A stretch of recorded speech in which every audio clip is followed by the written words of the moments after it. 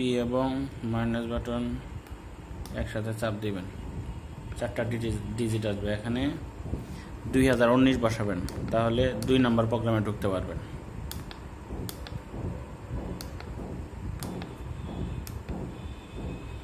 তারপরে S button চাপ দিলে P01 আসবে। এখন 2 নম্বর প্রোগ্রামে যান,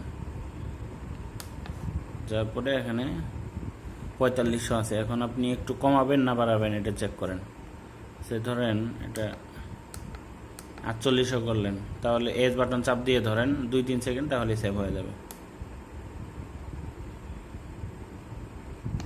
ঠিক আছে, এখন আপনি এটা আবার পুনরায় করেন যে আপনি যে স্পিডটা করে আসলেন এটা ঠিক আছে কিনা।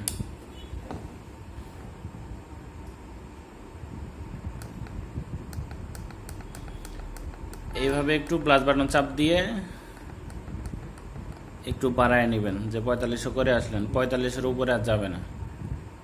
ঠিক আছে, এই যে দেখেন, এটা চেক করার কারণ হলো যে আপনি যে করে আসলেন সেভ হলো কিনা। ঠিক আছে, এই যে আপনি কমাবেন কমবে,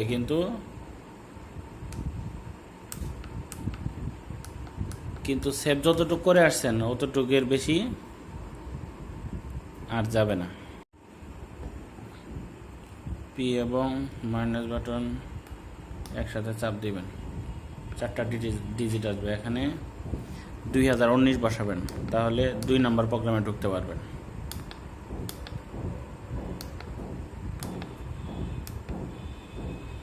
তারপরে এস বাটন চাপ দিলে P01 আসবে। এখন 2 নম্বর প্রোগ্রামে যান, যাওয়ার পরে এখানে 4500 আছে। এখন আপনি একটু কমাবেন না বাড়াবেন এটা চেক করেন। সে ধরেন এটা 4800 করলেন, তাহলে এস বাটন চাপ দিয়ে ধরেন 2-3 সেকেন্ড, তাহলে সেভ হয়ে যাবে।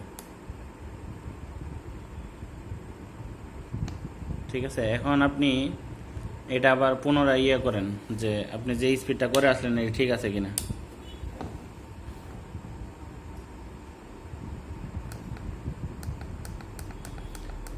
এইভাবে একটু প্লাস বাটন চাপ দিয়ে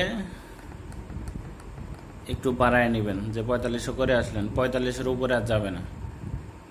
ঠিক আছে, এই যে দেখেন, এটা চেক করার কারণ হলো যে আপনি যে করে আসলেন সেভ হলো কিনা। ঠিক আছে, এই যে আপনি কমাবেন কমবে,